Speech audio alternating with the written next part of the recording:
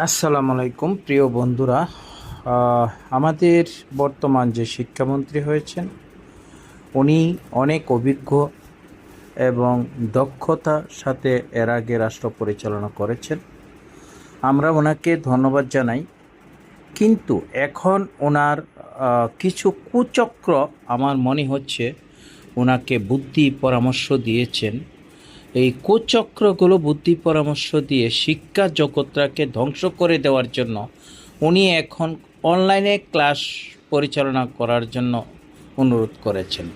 আমি জানি না, বাংলাদেশে যখন করোনা ছিল 2021 সালে, জননেত্রী দেশরত্ন মাননীয় প্রধানমন্ত্রী শেখ হাসিনা অনলাইন ক্লাস করেছিলেন, তখন ছিল করোনা। একজন করোনা হলো মরণ ফাঁদ, মরণ ছিল, অর্থাৎ একজন আরেকজনকে ধরলেই সেখান থেকে করোনা প্রয়োজন প্রয়োগ করতো মানুষের শরীরের মধ্যে।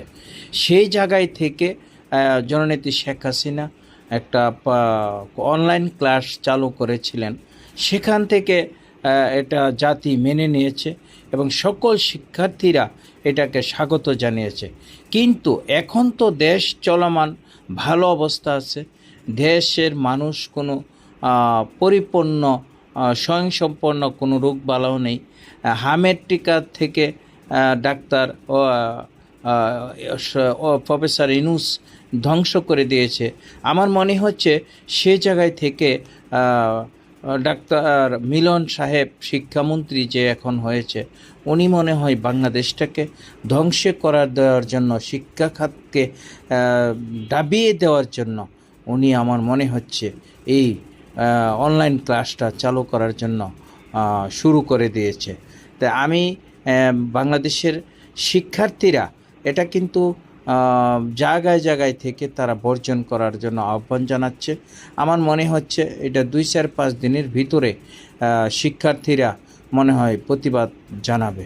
তাই আমি মনে করি শিক্ষার জগৎটাকে ধ্বংস রাখার জন্য সরকারের কাছে আহ্বান জানাবো, আপনারা এই অনলাইন ক্লাসটা তুলে দিয়ে শিক্ষা ছাত্রছাত্রী যেরকম ক্লাসে যে তাদের মনের অনুপ্রেরণা এবং মনের যে একটা আনন্দ থাকে, সে আনন্দটাকে আপনারা নষ্ট করবেন না।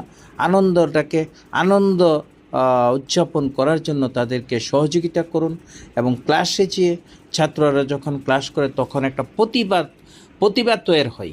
প্রতিভা অর্থাৎ একজন আরেকজন থেকে কে কাজ থেকে বেশি নাম্বার পাবে সেই জায়গায় থেকে তারা ক্লাস করে। আমি শিক্ষামন্ত্রীর কাছে অনুরোধ করব, আপনি আপনার জায়গায় থেকে সরে আসুন, এই অনলাইন ক্লাস